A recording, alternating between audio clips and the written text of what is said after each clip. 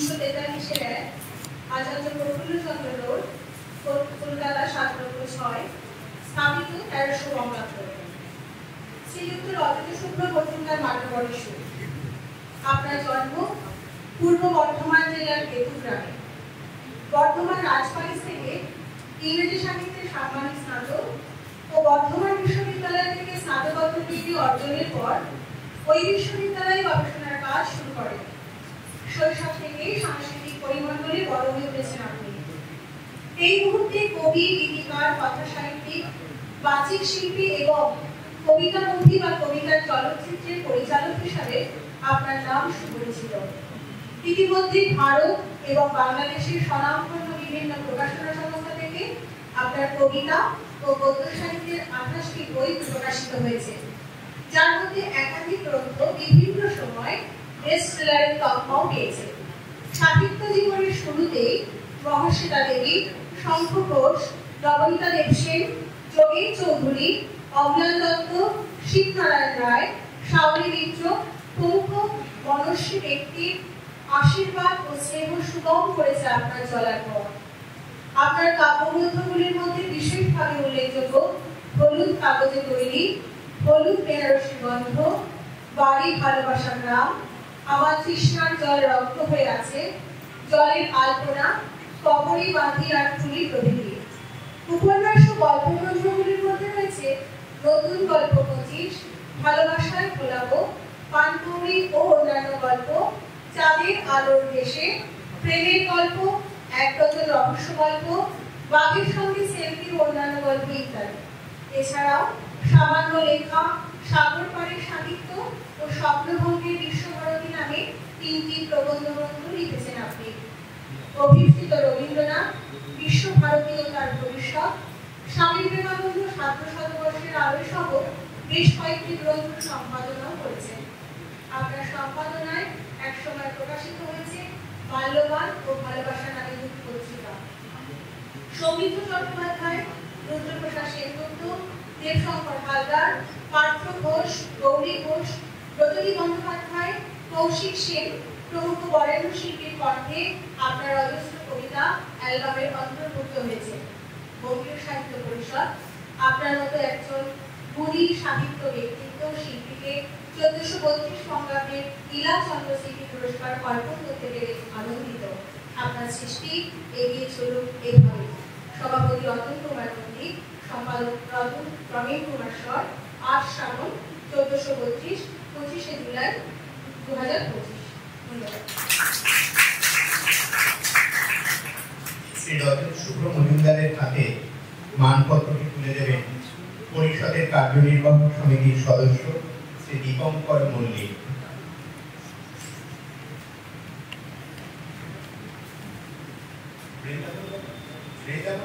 সামনে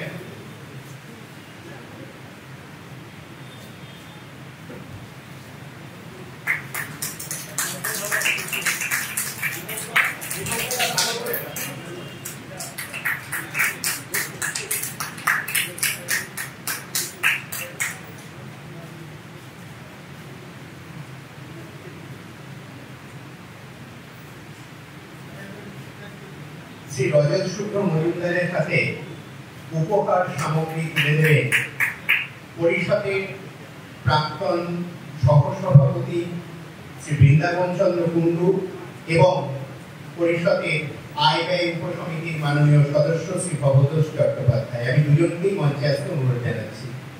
ভবতোষ বাবু।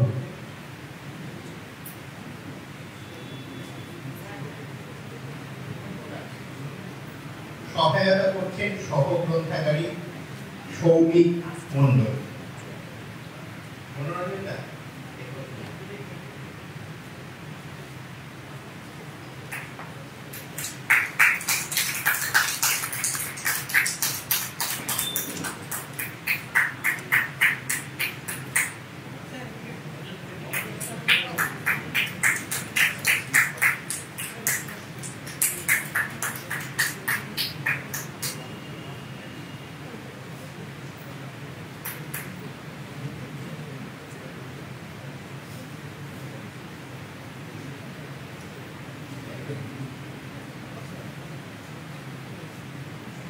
এবার আপনারা জানেন যে পরিষদের যে গ্রন্থাগার আছে সেখানে সর্বাধিক পাঠপত্র ব্যবহারকারীকে আমরা নিরুপমা চন্দ্র পুরস্কারে ভূষিত করে থাকি।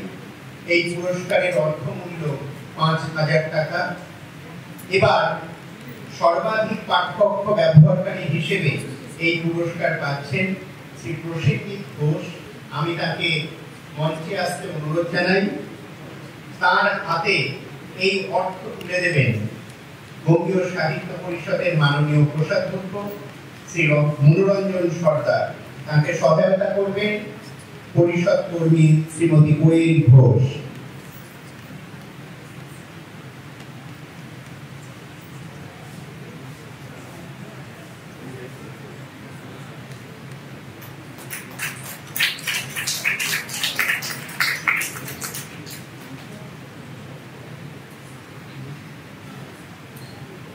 পুরস্কার অর্পণের পর্ব শেষ। প্রথা অনুযায়ী আমরা যারা পুরস্কার প্রাপক তাদের অনুভূতির কথা, বিচার কথাই আমরা শুনি এরপর। কিন্তু আজকে আমরা একটু অনুষ্ঠানের বদল করছি। আমাদের প্রতিষ্ঠা দিবসের আজকের বক্তা বিশিষ্ট ইতিহাসবিদ অধ্যাপক শ্রী সুরঞ্জন দাস। তাকে দিল্লিতে একটি মিটিংয়ে যোগ দিতে হবে, ফলে আমরা তার বক্তব্যটা আগে শুনে নেব, তারপরে যারা পুরস্কার প্রাপক তাদের অনুভূতির কথাটা শুনব। আমি অধ্যাপক সুরঞ্জন দাসকে অনুরোধ করছি তার যে বলার বিষয়, ভারতবর্ষের উচ্চশিক্ষায় গান্ধীজির চিন্তা ভাবনার প্রাসঙ্গিকতা, সেই বিষয়ে আমাদের সামনে উপস্থাপন করতে। নমস্কার।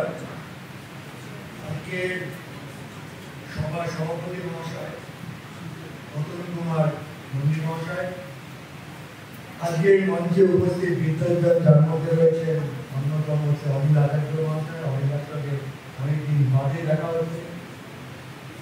আজকের সভায় উপস্থিত সুধীবৃন্দ, যাদের মধ্যে রয়েছেন সুপ্রসন্ন বাবু, অনুপ বাবু এবং আমার কলকাতা বিশ্ববিদ্যালয়ের অন্তত একজন প্রাক্তন সভাপতি। প্রথমেই বঙ্গীয় সাহিত্য পরিষদকে আন্তরিক ধন্যবাদ এবং কৃতজ্ঞতা জানাচ্ছি আমাকে বলার সুযোগ করে দেওয়ার জন্য। তবে আমি জানি না এর জন্য আমি যথেষ্ট কোয়ালিফাইড। আমি সাধারণত এখন বেশি করে সভা সমিতিতে বলি, তবে শ্রী শহর মহাশয় ক্রীড়াবিদে শেষ পর্যন্ত আমি রাজি হয়েছি। আপনারা দেখবেন যে আমন্ত্রণ পত্র দেওয়া হয়েছিল, তাতে লেখা আছে যে আজকের ভারতবর্ষের উচ্চশিক্ষার ক্ষেত্রে গান্ধীজির যে ভাবনা তার যৌক্তিকতা। পরে আমি এটা লিখতে, এটা নিয়ে আমি আগে অন্য জায়গায় বলেছি, লিখেওছি যে লেখা এবং বক্তব্যের একটা পরিমার্জিত রূপ আপনাদের সামনে আমি উপস্থাপন করি। তবে আমার পরে মনে হয়েছে হয়তো উচ্চশিক্ষা কথাটা না দিয়ে আজকের শিক্ষাক্ষেত্রে গান্ধীজির প্রাসঙ্গিকতাটা বলতে ভালো। কারণ গান্ধীজি যেভাবে উচ্চশিক্ষাকে দেখতেন, সেই উচ্চশিক্ষা কিন্তু স্কুলের শিক্ষার সঙ্গে একটা সরাসরি একটা যোগাযোগ। কাজে যার উচ্চশিক্ষার সম্বন্ধে যখন পড়তে যায় তখন বারে বারে কিন্তু স্কুলের শিক্ষাটা চলে আসে। কাজে আমি যখন বলবো, দেখবেন অনেকটা সময় গান্ধীজি স্কুলের শিক্ষা চলে আসছে, সেই প্রেক্ষাপটটা আমি আপনাদের জন্য তুলে ধরছি। প্রায় ৭৭ বছর আগে যখন গান্ধীজি এক আততায়ীর গুলিতে প্রাণ হারান, তখন সঠিকভাবে জওহরলাল নেহরু বলেছিলেন ভারতের জীবন থেকে একটা দীপশিখা নেমে গেল, আর light has gone out of the light. গান্ধীজির মুক্তি আন্দোলনের অবদান, স্বাধীনোত্তর ভারতের তার জাতি গঠনের ভাবনা, শান্তিপূর্ণ পৃথিবী গড়ে তুলতে তার অহিংসা বাণীর তাৎপর্য, এসব বিষয়ে আমরা ক্রমাগত বিশ্লেষণ করছি। কিন্তু গান্ধী দর্শনের একটা দিক তুলনায় উপকৃত আমার যা মনে হচ্ছে, সেটা হচ্ছে গান্ধীজির শিক্ষা সংক্রান্ত ভাবনা। অথচ এই ভাবনা আমার মতে আজকের থেকে অনেকাংশে প্রাসঙ্গিক, বিশেষ করে যখন আমরা শিক্ষা ব্যবস্থার একটা আমূল পরিবর্তনের সম্মুখীন। এই ভাবনার কয়েকটা দিক আলোচনা করার চেষ্টা করি। শিক্ষা ব্যবস্থা ভারতবর্ষে এখন বহুমুখী চ্যালেঞ্জের সম্মুখীন। একদিকে বিশ্বায়নের চাপাদাবিতে, পঠন পাঠনের প্রক্রিয়া ও পরিচালনায় ব্যবস্থায় আমূল পরিবর্তন আসছে। অন্যদিকে শিক্ষার ব্যাপ্তির সঙ্গে সামাজিক ন্যায় বিচার ও উৎকর্ষ বৃদ্ধির মধ্যে সামঞ্জস্য রাখার দাবি হচ্ছে। তাছাড়া উচ্চশিক্ষা প্রতিষ্ঠানগুলির ভিতরে ও বাইরে নিত্যদিনের অস্থিরতা তো রয়েছে। সামাজিক অপরাধমূলক কার্যকলাপ, অন্ধ প্রতিযোগিতা, অসহিষ্ণুতা এসব সামাজিক ব্যাধিও আমাদের শিক্ষাঙ্গনের উপর বিরূপ প্রভাব ফেলবে। এই প্রেক্ষাপটে গান্ধীজির শিক্ষা ভাবনা পর্যালোচনা প্রয়োজন। সম্ভবত মহাত্মা গান্ধী শিক্ষা সংক্রান্ত লেখা প্রথম লেখেন হরিজন পত্রিকায় জুলাই 1937, যখন সদ্য নির্বাচিত কংগ্রেস প্রাদেশিক সরকারগুলি শিক্ষা সংস্কারের ব্যাপারে চিন্তা ভাবনা করতে শুরু করে। পরবর্তী পর্যায়ে 1948 পর্যন্ত গান্ধী মাঝে মাঝে শিক্ষা সংক্রান্ত বিষয়ে বক্তব্য রাখতেন এবং লিখতেন। আমাদেরকে দৌড়াদৌড় করতে হবে। গান্ধীজি শিক্ষা সংক্রান্ত এই ধ্যান ধারণা পরিবেশিত হয়েছিল সাম্রাজ্যবাদ শিক্ষা ব্যবস্থার প্রেক্ষাপটে। ঔপনিবেশিক শিক্ষার মূল উদ্দেশ্য ছিল ভারতীয়দের কৃতদাসে পরিণত করা। মহাত্মা তার পরিবর্তে এক সার্বিক ও মৌলিক পরীক্ষা শিক্ষার মাধ্যমে পরীক্ষা তৈরি করেছিলেন, যার মাধ্যমে সার্বিক মানুষ বা হোলিস্টিক পার্সন তৈরি করা যায়। গান্ধীজির কথায় an all-round development drawing on the best in child, man, body, mind and spirit.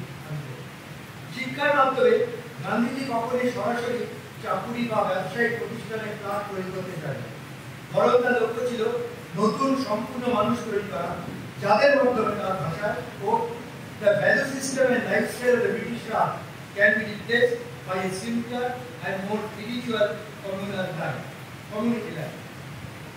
গান্ধীজির মৌলিক শিক্ষা বা বেসিক এডুকেশন, যা 9 তারিখ বলে পরিচিত, তৈরি হয়েছিল জাতীয়তাবাদী আন্দোলনের দুটি ধারার উপরে ভিত্তিতে।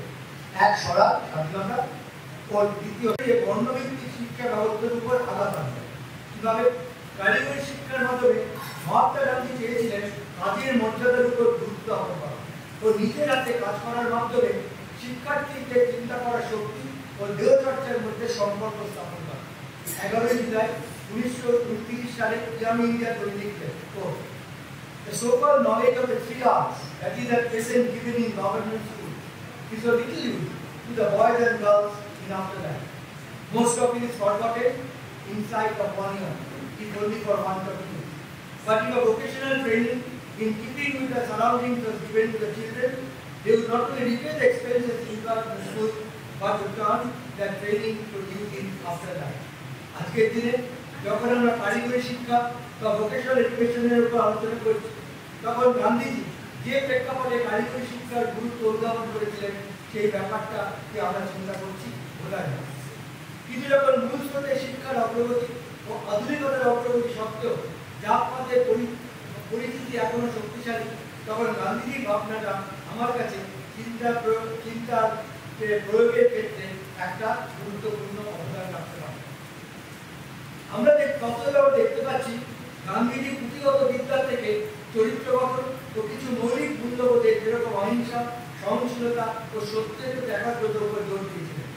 1932 হরিজনের লিখলেন, unless the development of the mind and body goes hand in hand with the corresponding awakening of the soul, the former adult would prove to be a poor lopsided affair. By spiritual training, I mean education of the heart.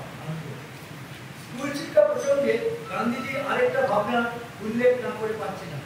সেটা হচ্ছে, যদিও তিনি শরীর চর্চার উপর জোর দেন, ঐতিহাসিক রামচন্দ্রপুর গবেষণা থেকে আমরা জানতে পারি উনি কিন্তু সংগঠিত বা প্রতিযোগিতামূলক খেলাধুলার উপর গুরুত্ব দিতেন না। গান্ধীজির ভাষায়, a sound body means one which bends itself to the spirit and is always a ready instrument in his service. Such bodies are not made, in my opinion, on the football field. They are made in cornfields and farms. হয়তো আজকে বিশ্বায়নের দিনে অনেকেই গান্ধীজির এই মতের সঙ্গে মতামত করেন, কিন্তু আইপিএল এর ব্যবস্থায় খেলার জগৎ যেভাবে মুনাফার জগতের ভগবানী জগতের সঙ্গে সরাসরি যুক্ত হয়ে গেছে, আমার মনে হয় গান্ধীজির বক্তব্যে একটা প্রাসঙ্গিকতা বাড়তে আছে। চতুর্থ, নয়া তালিমের পরিকল্পনায় ধর্মীয় শিক্ষার কোনো স্থান নেই। গান্ধীজি ধর্ম ও নৈতিকতার মধ্যে তফাৎ করেন এবং মৌলিক নৈতিকতার ক্ষেত্রে সমস্ত ধর্মের মধ্যে একটা সমতা আছে, এটা গান্ধী বারে বারে বলেছেন। 21শে ফেব্রুয়ারি 1947-এ গান্ধীজি লিখলেন, "We have suffered enough from state-aided religions and state church. A societal group which depends partly or wholly on state aid for the existence of religion does not deserve, or better still, does not have any religious worth running." আজকে গান্ধীজির এই বক্তব্যের খুবই প্রাসঙ্গিকতা আছে, যখন সামাজিক ও ধর্মীয় অসহিষ্ণুতার কথা বারবার উঠে আসছে, কিংবা যখন কিছু রাষ্ট্রীয় ভাষা যেমন উর্দু ও সংস্কৃতকে কোনো বিশেষ ধর্মের ভাষা হিসেবে পেশ করা হচ্ছে। ভারতের সংস্কৃতির মূল ভিত হচ্ছে সহনশীলতা ও বহুমাত্রিকতা। এই ঐতিহ্যের উপর আক্রমণ যাতে না আসে, তার জন্য শিক্ষা ব্যবস্থাকে ধর্মীয় প্রভাব থেকে মুক্ত রাখতে হবে এবং সেটা অত্যন্ত জরুরি, যার উপর মহাত্মা গান্ধী বারবার জোর দিয়েছেন। পঞ্চম, স্বাধীন ভারতে শিক্ষা প্রতিষ্ঠানগুলোকে গান্ধীজি জাতীয় শিক্ষা প্রতিষ্ঠান রূপে কাজ করতে আহ্বান জানান। এই প্রতিষ্ঠানগুলিকে চর্চা, সাম্প্রদায়িক সম্প্রীতি, মৌলিক নীতিবোধ, ভারতের সাংস্কৃতিক বহুমাত্রিকতা, অহিংসা ও অস্পৃশ্যতা বিরোধী বার্তা দিতে আহ্বান জানান। সেই সঙ্গে শিক্ষা প্রতিষ্ঠানগুলিকে রাষ্ট্রের উপর নির্ভরশীল না থেকে স্বয়ংসম্পূর্ণ বা স্বয়ংবর হতে আহ্বান জানান, যাতে তাদের সাহিত্য শাসন অটুট থাকে। তিনি মনে করতেন শিক্ষক শিক্ষিকাদের সম্পূর্ণ স্বাধীনতা থাকা উচিত পঠন পাঠন প্রক্রিয়াতে। আজকে যখন শিক্ষা প্রতিষ্ঠানগুলি সাহিত্য শাসনের ব্যাপারে ক্রমাগত প্রশ্ন হচ্ছে, তখন গান্ধীজির এই বক্তব্য অত্যন্ত গুরুত্বপূর্ণ। একইভাবে গান্ধীজি মনে করতেন শিক্ষক শিক্ষিকারা যাতে পাঠ্যপুস্তকের নির্ভরশীল না হন, কারণ ছাপানো পক্ষ থেকে গান্ধীজির মতে শিক্ষকদের বিভিন্ন ছাত্রছাত্রীদের পক্ষে অনেক বেশি ফলপ্রসূ এবং সাধারণ। গান্ধীজি লিখলেন, "A teacher who teaches from textbooks does not impart originality to his people. He himself becomes a slave of textbooks and has no opportunity or occasion to be original. It therefore seems that the less textbook there are, the better it is for the teacher and his people." Gandhiji aro likhlen, "A teacher who establishes rapport with the taught becomes one with them, learns more from them than he teaches them. He who learns nothing from his disciples is, in my opinion, worthless." আজকে যখন আমরা ক্রমশ AI নির্ভর হয়ে যাচ্ছি, ক্রমশ online education নির্ভর হয়ে যাচ্ছি, আমার মনে হয় গান্ধীজি এই বক্তব্যটা আমাদের ভালোভাবে অনুধাবন করা উচিত। আজকে যখন শিক্ষাঙ্গনের ক্ষেত্রে একাডেমিক অটোনমি আলোচনা করছি, যখন ডিরেক্ট টিচিং এর বদলে ভার্চুয়াল ক্লাসরুমের ভাবনা প্রবর্তন করা হচ্ছে, আমার মনে হয় জাতির জনকের যে বক্তব্য এইমাত্র উল্লেখ করলাম তা অত্যন্ত তাৎপর্যপূর্ণ। ষষ্ঠত, গান্ধীজি চেয়েছিলেন উচ্চশিক্ষার প্রতিষ্ঠানগুলিকে জাতীয় শিক্ষাদান প্রথা প্রবর্তন করতে। একদিকে কলেজ ও বিশ্ববিদ্যালয়গুলিকে ভারতের জাতীয় আদর্শকে প্রতিষ্ঠা করার কর্তব্য যেমন রয়েছে, অন্যদিকে তাদের দায়বদ্ধতা রয়েছে বিভিন্ন বিষয়ে শিক্ষাদান করা ভারতীয় পদ্ধতি, পশ্চিমী পদ্ধতিতে না। গান্ধীজি এটাই আশা করেছিলেন। তাই 16 ফেব্রুয়ারি 1942-এ মহাত্মা গান্ধী লিখলেন, "We may give a working knowledge. We may not teach English in the same way the English do. We may give a working knowledge of that language, but we may not make English the vehicle of our thought. Then take the teaching of economics. Each country has its own economics. German textbooks are different from English. Free trade may be England's salvation, but it spells ruin for us. We have yet to formulate a system of Indian economics." The same about history. A Frenchman writing a history of India will write it in Urdu. The Englishman will write it quite differently. Indian history, written from original sources by an Indian patriot, will be different from that written by an English bureaucrat, though each may be quite honest. We have previously erred in accepting English estimates of events in the national life. Even our teaching of a subject like arithmetic will also be different. Our teacher of arithmetic should frame his examples from Indian conditions. He will thus simultaneously with the teaching of arithmetic teach Indian geography. আজকে আমরা যখন ডিকলোনাইজিং the কারিকুলামের কথা বলছি তখন কিন্তু আমার মনে হয় গান্ধীজি এই বক্তব্যটা অত্যন্ত প্রাসঙ্গিক। গান্ধীজির এই ভাবনা আজকের দিনে অত্যন্ত তাৎপর্যপূর্ণ। এখন দেশের শিক্ষা বিশেষ করে উচ্চশিক্ষা সংস্কার ক্রমাগত বিদেশি ভাবনায় প্রভাবিত হচ্ছে। যেমন ধরুন সেমিস্টার বা ক্রেডিট ট্রান্সফার নীতি প্রবর্তন, দুটি ব্যবস্থা অনেকাংশে প্রচলিত পঠন পাঠন ব্যবস্থার জন্য উন্নত, কিন্তু উপযুক্ত পরিকাঠামো ছাড়া এই ব্যবস্থা যদি প্রবর্তিত হয় তাহলে ফল হতে পারে বিপর্যয়। সপ্তম, গান্ধীজি স্পষ্টভাবে মত প্রদান করেন জাতীয় শিক্ষা নিশ্চয়ই স্বাধীন মানসিকতার সপক্ষে থাকবে, কিন্তু এই স্বাধীন সত্তা কখনোই নিয়মানুবর্তিতার বিরোধী হতে পারে না। 1926 ইয়াং ইন্ডিয়াতে গান্ধীজি লিখলেন, The highest form of freedom carries with it the greatest measure of discipline and humility. Freedom that comes from discipline and humility cannot be denied. Unguarded license is a sign of vulgarity, injurious, allied to self and one's neighbor. এখানে উল্লেখ করার প্রয়োজন ছাত্রছাত্রীদের রাজনীতিতে অংশগ্রহণ করা নিয়ে গান্ধীজি একটা স্পষ্ট বক্তব্য ছিল। তিনি মনে করতেন রাজনীতির ব্যাপারে ছাত্রদের কৌশল থাকা নিশ্চয়ই উচিত। উনার নেতৃত্বে ছাত্রছাত্রীরা ভারতের জাতীয়তাবাদী আন্দোলনে যোগদান করে, কিন্তু শিক্ষায়তনের মধ্যে উনার মতে ছাত্র রাজনীতির সঙ্গে পার্টি বা দলীয় রাজনীতির মৌলিক পার্থক্য করা হয়েছে।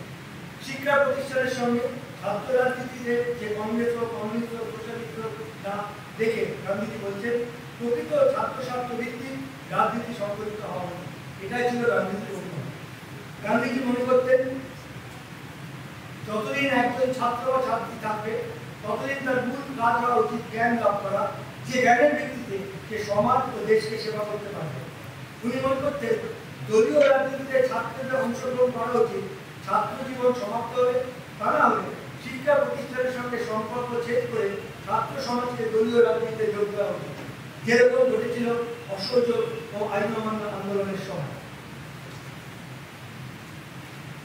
ছাত্রছাত্রীদের উদ্দেশ্যে গান্ধীজি আরেকটা বক্তব্য আপনার সামনে তুলে ধরতে চাই, যেটা আমার কাছে মনে হয় খুবই প্রাসঙ্গিক।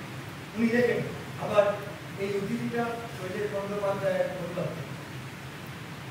রাজনৈতিক কারণ ধর্মঘট করে তাদের উচিত হবে এমন কিছু বলছিল।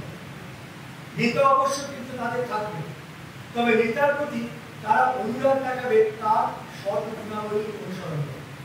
বিরুদ্ধ মতাবলম্বী ছাত্র বা কর্তৃপক্ষের বিরুদ্ধে কখনোই তারা বল প্রয়োগ করবে না।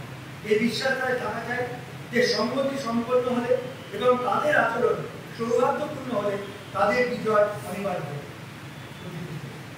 আজকের ছাত্র সমাজের এক বৃহৎ অংশের কাছে গান্ধীজির এই অভিমত নিশ্চয়ই গ্রহণযোগ্য হবে, কিন্তু বুঝতে হবে গান্ধীজি তার ছাত্র রাজনীতি বিষয়ে চিন্তা ভাবনা পরিবেশিত হয়েছিল সাম্রাজ্যবাদ বিরোধী স্বাধীনতা আন্দোলনের প্রেক্ষিতে। স্বাধীন গণতান্ত্রিক ভারতবর্ষে সাধারণতন্ত্রের স্বার্থে শিক্ষায়তনের ছাত্র রাজনীতি সম্বন্ধে তার ধারণা হয়তো তিনি নিজেই পরিবর্তন বা পরিমার্জন করতে নির্দেশ করেন। স্বাধীনতা ভারতবর্ষে এটা একটা যুক্তি হতেই পারে। কলেজ বিশ্ববিদ্যালয়ের শিক্ষার্থীরা যদি সাধারণ নির্বাচনে ভোট দেওয়ার অধিকার থাকে তাহলে ক্যাম্পাসে তাদের রাজনৈতিক মত প্রকাশের অধিকার কেন থাকবে না? কিন্তু আমার বক্তব্য এই গণতান্ত্রিক অধিকার গণতান্ত্রিক প্রক্রিয়ার মাধ্যমে প্রয়োগ করতে হবে, যাতে অন্যের মানবিক অধিকারের উপর আঘাত না আসে তা দেখতে হবে।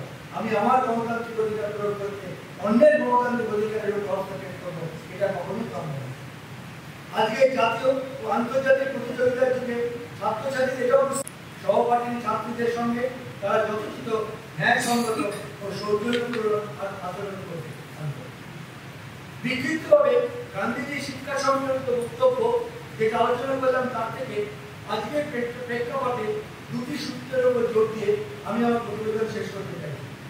প্রথমত আপনাদের দৃষ্টি আকর্ষণ করতে চাইছি গান্ধীজির শিক্ষার প্রকৃতির উপর। তিনি লিখেছিলেন, The real difficulty is that people have no idea of what education really is. We assess the value of education in the same manner as we assess the value of land or of shares in the stock exchange market. We want to provide only such education as would enable the student to earn more.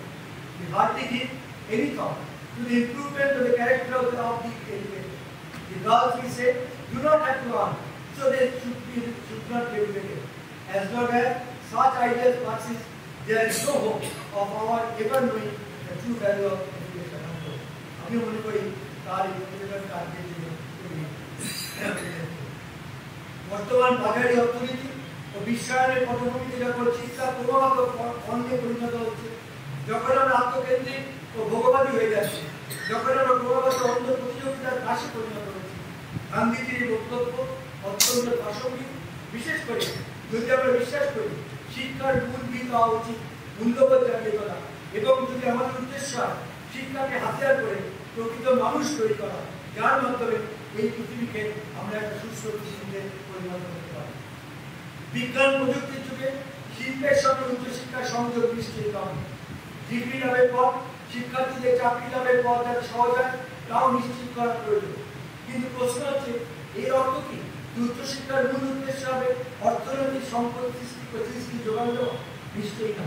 উচ্চশিক্ষার আদর্শ গান্ধীজি ভাবে দেখেছিলেন পাওয়া উচিত সমাজ সচেতন সুস্থ নাগরিক তৈরি করা, যেটা একজন বিখ্যাত মার্কিন চিন্তানায়িকা মার্থা নর্টন বলেছে, ক্রিয়েটিভ ইনক্লুসিভ সিটিজেন। যারা জাতি গঠনের বিভিন্ন প্রকল্প ও প্রয়োগের যথার্থ এবং গঠনমূলক প্রস্তুত দিতে পারে, সেরকম ধরনের ছাত্রছাত্রী আমাদের তৈরি করা উচিত। গান্ধীজি শিক্ষা এই অভিমুখের কথাই ভেবেছিলেন। উনি একবার লিখলেন, Real education consists in drawing the best out of yourself. What better book can there be than the book of humanity? আজকের এই অস্থির জীবন যে আমরা রয়েছি, গান্ধীজির বক্তব্যটা আমার কাছে নিশ্চয়ই প্রাসঙ্গিক। আমরা সবাই জানি গুজরাট বিদ্যাপীঠ প্রতিষ্ঠার সঙ্গে গান্ধীজি জড়িত ছিলেন। গুজরাট বিদ্যাপীঠ প্রতিষ্ঠানকালে গান্ধীজি মনে করিয়ে দেন এমন শিক্ষা আমাদের প্রদান করা উচিত যার ফলে ছাত্রছাত্রীরা ঘৃণা করে wealth without work, pleasure without character, commerce without morality, science without humanity, worship without sacrifice, and politics without principle. আমি মনে করি আজকে এই যে গান্ধী যেটা অতদিন আগে বলেছিলেন তার একই সঙ্গে স্বামী বিবেকানন্দ আমাদের স্মরণ করে দেন। What is education? Is it book learning? No. Is it diverse knowledge? Not even that. The training by which the current expression of which is brought under control and become fruitful is called education. একটা গান্ধী যেভাবে বলেছিলেন, আমি বিবেকানন্দ সেইভাবে শিক্ষা করেছিলেন।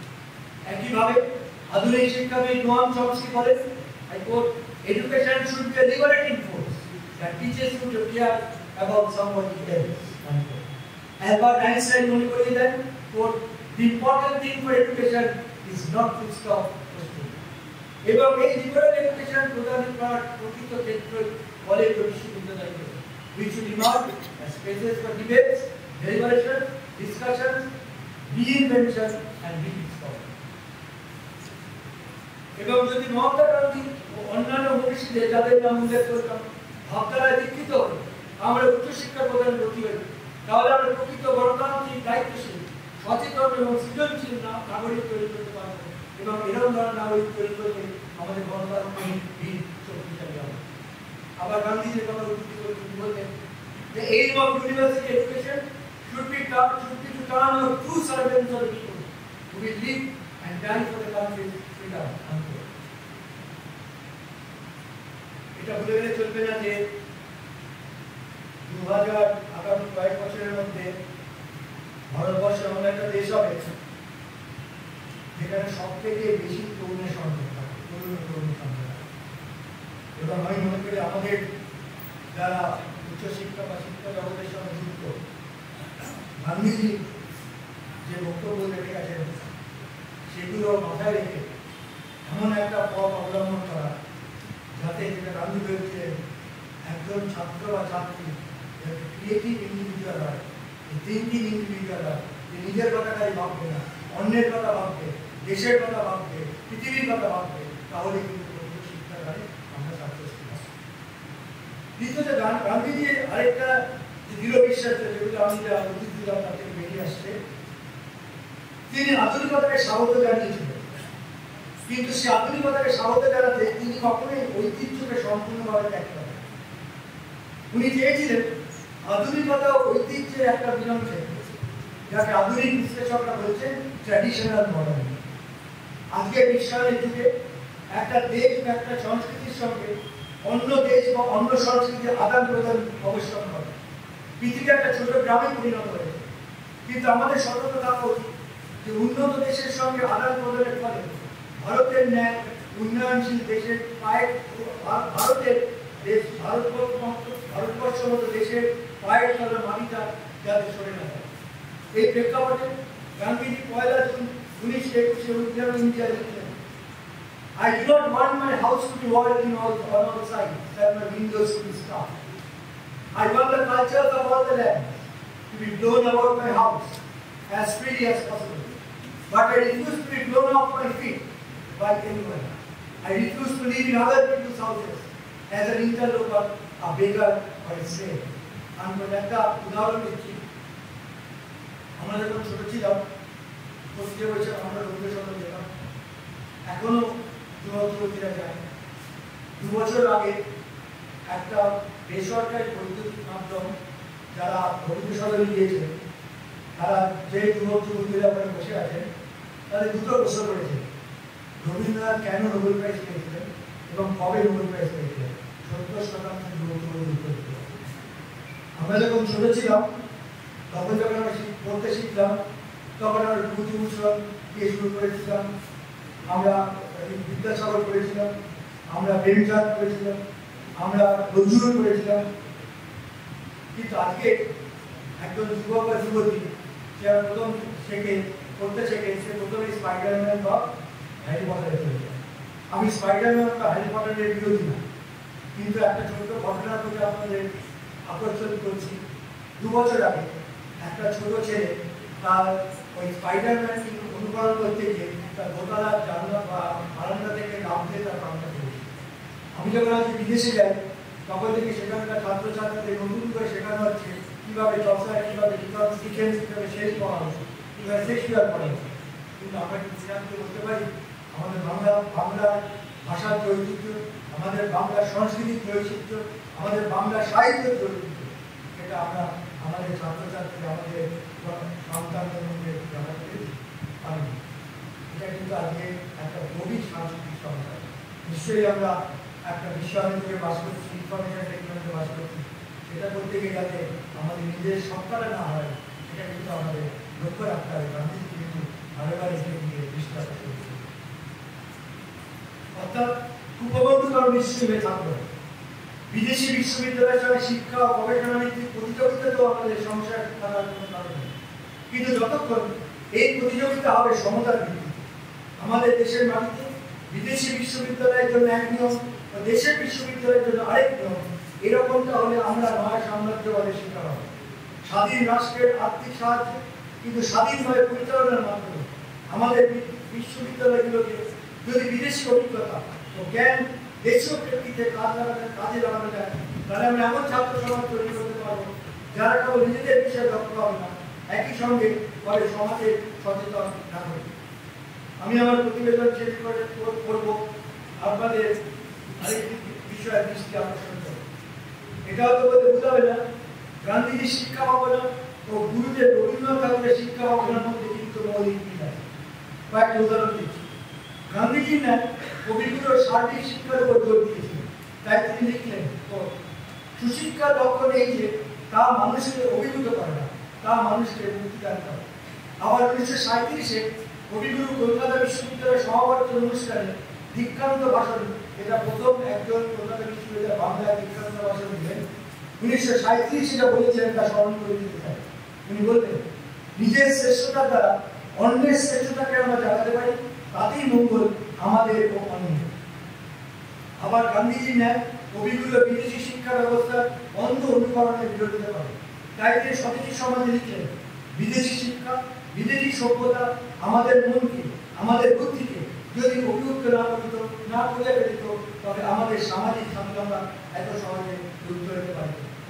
এরকম আরো অনেক ব্যাপারে গান্ধীজি ও রবীন্দ্রনাথের যে শিক্ষা ভাবনার কিছু মৌলিক মিল আছে, যেন কারিগরি শিক্ষা, স্ত্রী শিক্ষা, সেগুলো কিন্তু খুব সহজেই আমাদের সামনে আসে এবং আমাদের এইভাবে আমাদের মনীষীরা যেভাবে শিক্ষা দানের বিভিন্ন পদ্ধতির কথা বলেছেন, সেটা কিন্তু আমরা নতুন করে ফিরে দেখা উচিত।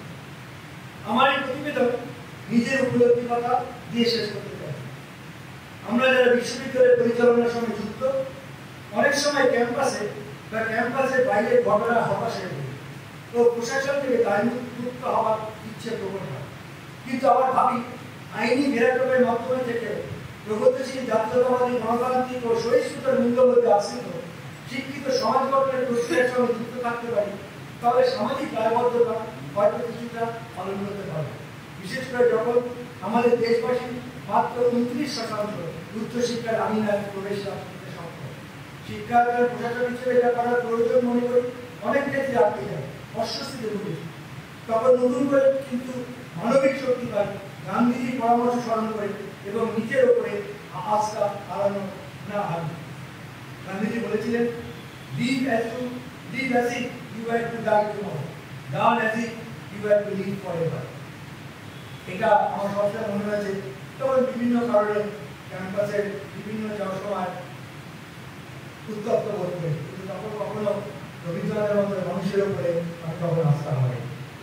শেষ করছি গুরুদেব রবীন্দ্রনাথ ঠাকুরের গান্ধীজি সম্বন্ধে একটা উদ্ধৃতি, যারা মহাপুরুষ তারা যখন আসেন আমরা ভালো করে চিনতে পারি না তাকে, কেননা আমাদের মন বিরস, অস্বচ্ছ স্বভাব ভীতি অভ্যাস দুর্বল।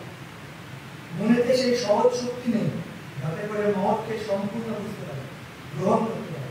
বারে বারে এমন করেছে, যারা সকলের বড় তাদের সকলের বড়, তাদেরই সকলের চেয়ে দূরে আমরা ফেলে রেখেছি। আজকে আমার বারে বারে মনে হয়, যখন আমরা গান্ধীজি স্মরণ সভা করি, গান্ধীজি মৃত্যুবার্ষিকী পালন করি, গান্ধীজির জন্মদিন পালন করি, আমরা কি গান্ধীজিকে সত্যি হাতে নিতে পেরেছি না দূরে সরিয়ে রেখেছি? এটা কিন্তু রবীন্দ্রনাথের আপেক্ষে। নমস্কার।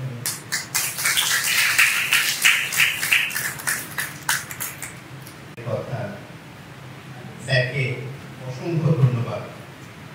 আমরা আগেই বলেছিলাম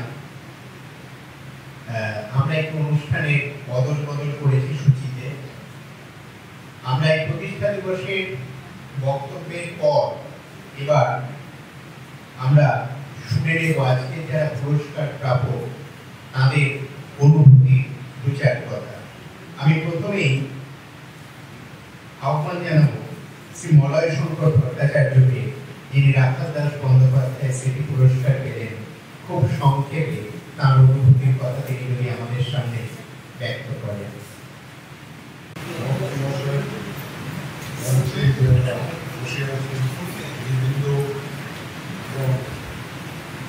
আমি সামনে যাদের দেখতে পাচ্ছি সেই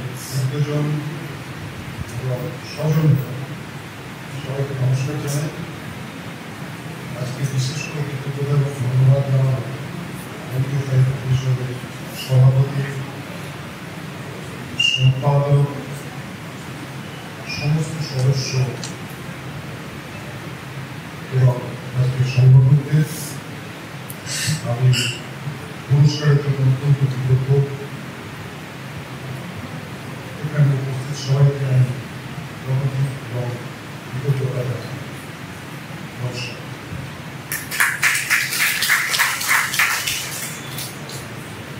আমরা শুনলাম শ্রী মলয় শঙ্কর ভট্টাচার্যের অনুভূতির কথা। এবার আহ্বান জানাবো শ্রী অনিল আচার্যকে, যিনি আজ ব্রজেন্দ্রনাথ বন্দ্যোপাধ্যায় স্মৃতি পুরস্কারে ভূষিত হয়েছেন। স্যার, আসলে আমি ভাবিও নি যে আমাকে এই পুরস্কারটা দেওয়া হবে। হঠাৎ করে যেন পুরস্কারটা আমার একটা টেলিফোন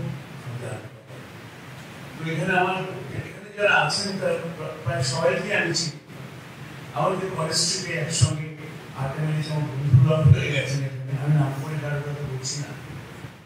এখানে এত পরিচিত লোকজন আছে যে আমি একটু আনন্দ বোধ করছি সেটার জন্য যে আপনারা সবাই এসেছেন। আমি বহুদিন বাদে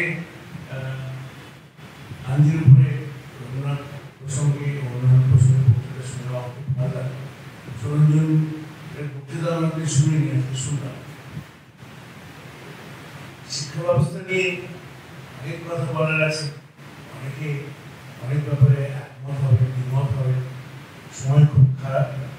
সুতরাং এই বিষয়ে অনেক প্রসঙ্গ উঠে এসেছে, যেটা আমাদের পক্ষে অত্যন্ত শিক্ষণীয়। আমি সবাই শিক্ষক এবং বই পরিমাণে সবসময় শিখছি, ব্যাপার পাওয়া যায়। আমি শুধু একটা কথা বলি যে কারণে আমাকে পুরস্কৃত করা হলো সেটা অন্য রকমের ব্যাপার। জানেন যে সাময়িক পত্র, সাময়িক পত্রের ইতিহাস ব্রজেন বন্দ্যোপাধ্যায় তিনি লিখেছিলেন। তিনি প্রথম মানুষ, তিনি সাময়িক পত্রকে গুরুত্ব দিয়েছিলেন। আমি আরো একটা কারণে আনন্দিত হয়েছি, যখন ভাবতে পারি যে প্রথম যে পত্রিকা সাময়িক পত্র প্রকাশিত হয়েছিল সেটা অদ্ভুত। কংগ্রেস পার্টিও যেমন হিউমের হাত ধরে হয়েছিল, তেমনি ভাবে উইলিয়াম কেরির হাত ধরে হয়েছে। পত্রিকাটির নাম বঙ্গদর্শন। আমি দেখেছি, তার প্রথম সংখ্যাটা দেখেছি। আপনারা হয়তো অনেকেই দেখেননি, তো একবার বলি যে পত্রিকাটি কিন্তু দ্বিভাষিক পত্রিকা ছিল। বাংলা আগে ইংরেজি হতো, ইংরেজির অনুবাদটা এক পাশে ইংরেজি থাকতো, এক পাশে বাংলা থাকতো, এবং সেটা অত্যন্ত শিক্ষামূলক। ভূগোল এবং ইতিহাস নিয়ে মোটামুটি লেখালেখি থাকতো। তারপরে আস্তে আস্তে বাংলা হয়, আবার একটা ইংরেজি ভাষাও তার। এই যে বঙ্গদর্শনের এই যে প্রভাব আপনারা দেখলেন দিগদর্শন, সেখান থেকে দেখুন 1772 সালে আমরা এসে বঙ্কিমচন্দ্রে দেখছি বঙ্গদর্শন, ওই একই প্রভাব। সেই যে প্রভাব শুরু হলো, তারপরে 1872 সালে বঙ্গদর্শন। রবীন্দ্রনাথ তখন বলেছিলেন যে এই বঙ্গদর্শন আছে আমাদের সমস্ত লুটিয়ার, আমাদের সবাই সবকিছু। এখন এই যে সাময়িক, এটা তো সময়ের ব্যাপার। আমরা বলি যে এই যে আমাদের দুর্দশা, চিন্তার দুর্দশা, সময় এটা সাময়িক, অল্প সময়। আশ্চর্যজনক ভাবে যখন প্রথম এই ধারণাটা হয়, অন্য মানুষের কাছে চিন্তা ভাবনা নিয়ে যাওয়া হয়, তখন একটা ইংরেজি শব্দ চলে আসে, সেটা হচ্ছে ম্যাগাজিন। আবার ম্যাগাজিনের সঙ্গে অদ্ভুতভাবে বারুদের সম্পর্ক আছে। আপনারা দেখেছেন যে অস্ত্রের মধ্যে ম্যাগাজিনের মধ্যে বারুদ শেষে গুলি করা হয়, সেটাও ম্যাগাজিন। একবার মানুষের কাছে পৌঁছানোর জন্য ম্যাগাজিনটা খুব দরকার। ম্যাগাজিন প্রথম ইংল্যান্ডের ব্ল্যাকউড ম্যাগাজিন হয় বহু বছর আগে। তারপরে আমরা দেখেছি 16th সেঞ্চুরি, 17th সেঞ্চুরি, সেখানে কফি হাউস ছিল, সেখানেও আমরা দেখেছি অন্তত দুটো পত্রিকা। একটা দেখেছি স্পেকটেটর, সেই স্পেকটেটর পত্রিকাটি ছিল কলেজ স্ট্রিট, যেমন আমরা কফি হাউস ইংল্যান্ডেও গাইছি। সেখান থেকে শুরু হওয়ার পর হঠাৎ করে আমরা এই যে লিটল ম্যাগাজিন, তখন পর্যন্ত সাময়িক পত্রিকা ছিল, সবাই ম্যাগাজিন। তারপরে আমরা বুদ্ধদেব বসুর হাত ধরে আমরা দেখতে পেলাম 1952 সালে একটা প্রবন্ধে লিটল ম্যাগাজিন শব্দটা ব্যবহার করে। তার আগে লিটল ম্যাগাজিন শব্দটা ছিল না, কিন্তু অন্য ধরনের একটা পত্রিকার কথা কি ছিল না? ছিল। আশ্চর্যজনক ভাবে এই অন্য ধরনের পত্রিকার কথা প্রথম ভেবেছিলেন বঙ্কিমচন্দ্র। তিনি সেটা নাম দিয়েছিলেন তাৎক্ষণিকভাবে কণিকা নামে অভিহিত করতে চেয়েছেন। আবার রবীন্দ্রনাথ বলেছিলেন, তিনি একটা চিঠি লিখেছিলেন 1951 সালে বা 1931-32 সালে পরিচয় সম্পর্কে। তিনি লিখেছিলেন যে এই ধরনের পত্রিকার নাম হওয়া উচিত কনিষ্ঠা। আমাদের এই আঙুলটা যেমন সবচেয়ে ছোট স্যার, মুশকিল হচ্ছে বুদ্ধদেব বসু যেভাবে লিটল ম্যাগাজিন ইত্যাদি কথা বলেন, যার ফলে সাময়িক পত্র এই কথাটা আমরা ভুলে গেছি। আমরা এখন লিটল ম্যাগাজিন বলতে ভালোবাসি। আপনাদের বলি যে এই ভাবনার মধ্যে অনেক গন্ডগোল আছে, সেখানে আমি কিছু বলতে চাইনি। আমি লিটল ম্যাগাজিন বলতে আজকে যেটা বলা হচ্ছে, আমি এই লিটল ম্যাগাজিনে বিশ্বাস করি। আমি মনে করি পরিচয়, এক্ষণ এইসব পত্রিকা যে ট্র্যাডিশন তৈরি করেছিল এবং সেই আমল থেকে বঙ্গদর্শন রবীন্দ্রনাথের কারণে 1905 পর্যন্ত উনি বঙ্গদর্শনের সম্পাদনা করেছিলেন, আপনারা জানেন। তো সেই জন্য আমি মনে করি যে সেই ট্র্যাডিশনটা বজায় রাখা অনেক বেশি দরকার। একটু গান্ধীর প্রসঙ্গ আপনারা শুনলেন, আমরা পুরনো বলেছিলেন পুরানো জানি না আমাকে ছেড়ে দিও না। তো সেটাই আমি বলছি যে এই যে কন্টিনিউ ধারাবাহিকতা, এইটা কন্টিনিউ না করতে আজকে শুধু নিজের জন্য কবিতা লিখি, ফেসবুকে কবিতা লিখি, ফেসবুকে যা পারি তাই লিখি, যেহেতু সাহিত্য তৈরি হবে না, চিন্তা ভাবনার ক্ষেত্র তৈরি হবে না। সুতরাং সম্পাদকদের কাজ কিন্তু অনেক বড়। সবশেষে একটা কথা বলি, যে রবীন্দ্রনাথকে আমরা পেয়েছি, আপনারা ভেবে দেখবেন 7-7টা পত্রিকা সম্পাদনা না করে খুব ছেলেবেলা প্রায় 12-13 সাল রবীন্দ্রনাথ সম্পাদনের কাজে 1914 সালে যখন সবুজ পত্র বেরো তখন তিনি প্রমোদ চৌধুরীর সঙ্গে এই কাজটা করেছিলেন। ওরে নবীন উড়ে আমার ভাষা আত্মরাগের ঘা মেরে ভাষা, এই কথাটা তিনি সবুজ পত্রের প্রথম কবিতা। সেই জন্য আমার মত হচ্ছে পরিষ্কার যে লিটল ম্যাগাজিনকে লিটল না করে তাকে ফেসবুকের মধ্যে ঢুকিয়ে না দিয়ে আমরা যদি চিন্তা ভাবনার ক্ষেত্রটাকে একটু বৃহত্তর এবং কেবল নিজেদের জন্য ভাবে না, একের জন্য ভাবে না। আমি লিখেছি সুতরাং আমি একটা মহান সুতরাং অন্যের লেখাকে ভাবা, অন্যের লেখা পড়া, নিজের লেখাটাই লোকে পড়া। অনেকে দেখছি নিজে একটা পত্রিকা পেলে নিজের কবিতা ছেড়ে নিয়ে রেখে দেয়, বাকিটা পড়ে। এটা অত্যন্ত অন্যায় কাজ। অন্যের লেখা না পড়ার উদ্দেশ্যে থেকে খারাপ জিনিস কিছু না। আপনারা শুনলেন অপরের জন্য কাজ করতে হবে, নিজের জন্য শুধু ভাবতে হবে। আর সেটা করতে গেলে একজন সম্পাদক হতে হয়। রবীন্দ্রনাথ সেরকমই একজন সম্পাদক ছিলেন। বাংলা সাহিত্য যে সমৃদ্ধ হয়েছে, তিনি যেভাবে অন্য লেখকদের নিয়ে এসেছেন, তাদেরকে লিখিয়েছেন যেভাবে, বঙ্কিমচন্দ্র যেভাবে অন্যদের দিয়ে লিখিয়েছেন, সেই সব যারা মোটামুটি জানেন, বোঝেন। ভাবুন আজকে হরপ্রসাদ শাস্ত্রী যিনি এই সংগঠনের সঙ্গে যুক্ত, আমি গর্বিত যে আপনারা দেখেছেন। আমি পুরস্কারকে অধিকাংশ সময় পুরস্কার মনে করি। পুরস্কার পাওয়ার পর মানুষের কিছু করার থাকে না। যে সুকুমার সেনের কাছে তার একজন ছাত্র গেছে, নাম হচ্ছে গিয়ে বৃষ্টির বাক্স নিয়ে গেছে। তো নিয়ে গিয়ে বলেছেন যে উনি তো ছাত্রদের আপনি বলতেন, উনি বলেছেন যে কি ব্যাপার আপনি হঠাৎ মিষ্টি নিয়ে আমার বাড়িতে? ছাত্র বললেন স্যার আমি এমএ পাস করেছি, সেই জন্য মিষ্টি নিয়ে এসেছি। তিনি তখন একটা কথা বললেন যে খুব ভালো করেছে, এইবার পড়াশোনা। এইবার সেটাই কথা আমার লেখালেখি করবো, ঠিক আছে, অন্যের লেখা পড়বো, তা না করে নিজেকে কোনদিন সমৃদ্ধ করতে পারবে না।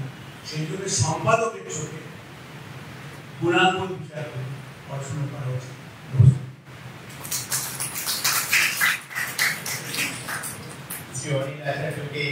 ধন্যবাদ।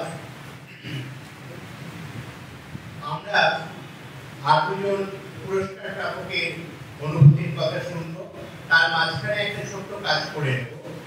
আগেই আমি বলেছি যে মাননীয় শ্রী সুরঞ্জন দাসকে একটা মিটিংয়ে চলে যেতে হবে। আমাদের সাহিত্য পরিষদ পত্রিকার যে 132 বর্ষ প্রথম দ্বিতীয় যুগ্ম সংখ্যা, সেটি আমরা প্রকাশ করে নেব। প্রকাশ করবেন আজকে বক্তা অধ্যাপক শ্রী সুরঞ্জন দাস। তার হাতে পত্রিকাটি তুলে দেবেন পরিষদের পত্রিকাধ্যক্ষ শ্রী প্রদীপ কুমার চক্রবর্তী। তাকে সহায়তা করবেন প্রকাশনা দপ্তরের দুই কর্মী শ্রীমতী সৌন্দতা চট্টোপাধ্যায় ও শ্রী প্রিয়ব্রত ভান্ডারী। বঙ্গীয় সাহিত্য পরিষদ পত্রিকার 132 বর্ষ প্রথম দ্বিতীয় যুগ্ম সংখ্যা। মাননীয় সভাপতি শ্রী মাননীয় সম্পাদক শ্রী রমেশ কুমার সর এবং আজকের বক্তা অধ্যাপক শ্রী সুরঞ্জন দাস প্রকাশ করছেন বঙ্গীয় সাহিত্য পরিষদ পত্রিকার এই সংখ্যাটি, ঐতিহ্যবাহী পত্রিকা। আমরা আরেকটি কাজ করবো, আরেকটি বই প্রকাশ করে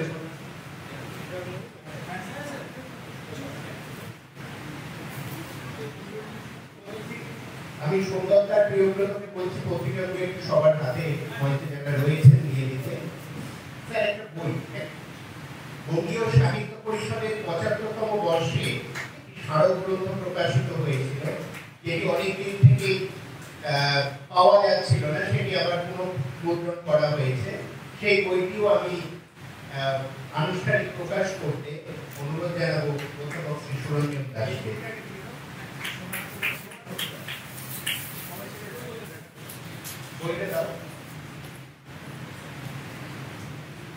বঙ্গীয় সাহিত্য পরিষদের ৭৫তম বর্ষে এই স্মারকগ্রন্থটি প্রকাশিত হয়েছিল, এটি পুনর্মুদ্রিত হলো।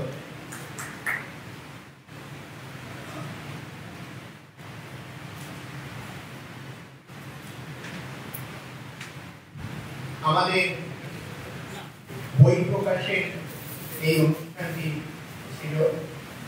এবার আবার আমরা পুরস্কার প্রাপকদের অনুভূতির কথায় চলে যাব।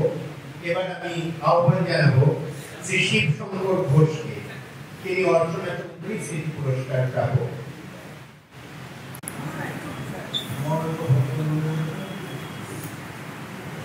আমার আন্তরিক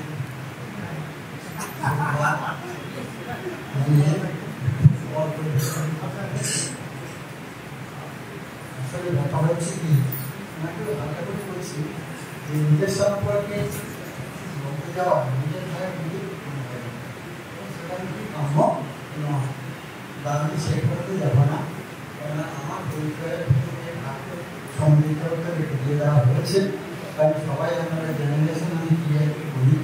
তা আমার একটা কামনা রইল আমাদের এই সুদী সমাজের কাছে আসতে পেরে যে হ্যাঁ আমার গুণীজনদের সম্বর্ধনা দিচ্ছেন এবং উৎসাহিত করছেন, এর একটা মশলা দরকার। আমার প্রতিয়া আমরা আশীর্বাদ করুন। আমি যখন গ্রামগঞ্জে ইতিহাস ঐতিহ্য প্রকৃতি নিয়ে আরো ব্যাপকভাবে কাজ করতে পারি, এইখানে আমি আমার বক্তব্য শেষ করি।